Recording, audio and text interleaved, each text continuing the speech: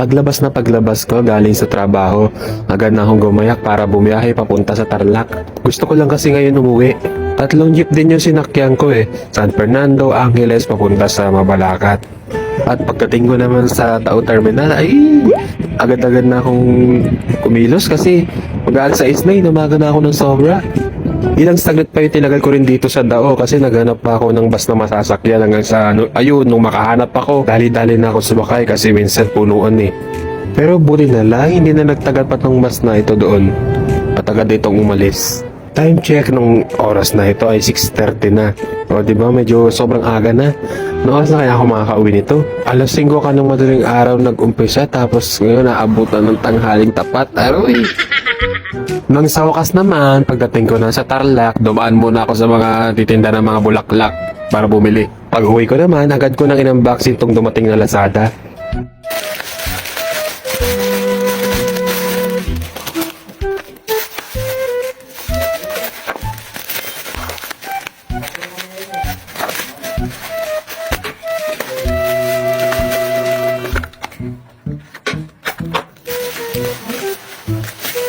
Marami akong biniling nano spray pala para sa gamot ko. Gamot sa asthma kasi nakakatulong din itong nano spray bilang pamalit sa nebulizer.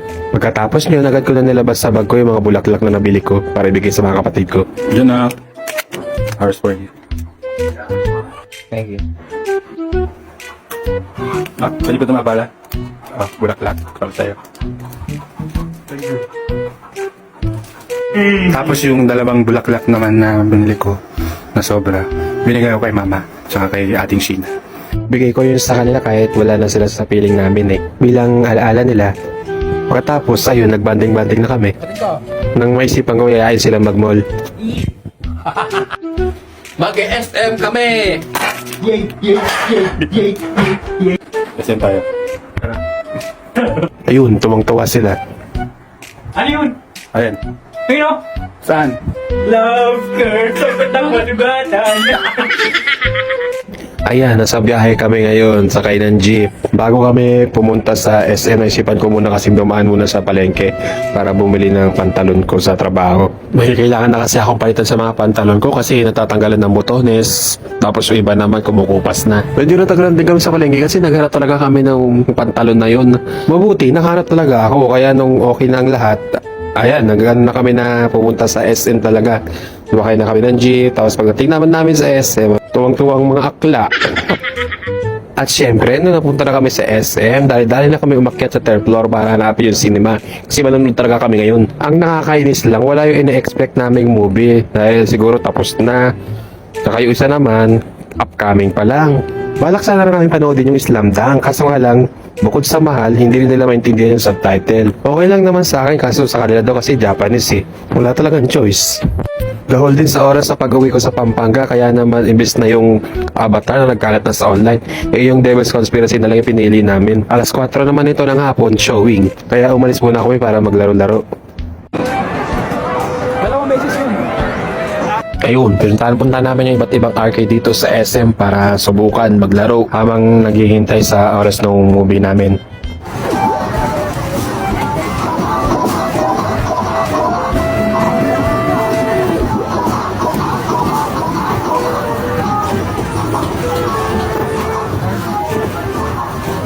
At syempre sa paglalaro na ginawa namin at sa paglalakad kanina pa, syempre nagutom din kami. Kaya naman, naisipan mo muna namin pumunta doon sa grocery para bumili ng mga makakakain namin. Nakakagutom din kasi alauna pa lang yan. Hanggang sunod sa grocery ako, na-curious ako dito. Ito nga pala yung persimmon na sa Korean. Since may pera naman ako, tsaka kaya ko na siyang bilhin. Hindi na ako patumpik-tumpik pa, bumili na ako. Matikman lang ba yung curious ko kung ano lasa nito? Kaya ayan, for the mukbang ang person tuloy.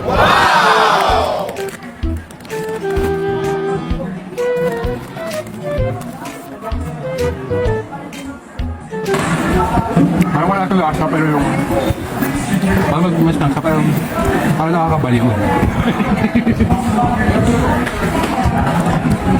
Hindi parang wala sa lasa pero kakainin mo ito. Dumi siya. Ayan, for the describe na tuloy ako dyan. Hanggang sa umira na naman ang pagiging matanglawin ko. Pagkatapos naman namin kumain, naghanap muna kami ng outlet para i-charge ng mga inhaler ko. Mamaya atakihin ako ng asthma sa takot. Kung nakakatakot man itong movie na papanoorin namin. 3:45, pumasok na kami sa loob ng sinehan kasi yun yung call time na sinabi sa amin na hanapin yung mga upuan namin tapos abangan na lang yung movie. Kitang-kita pa na uunti lang kami oh.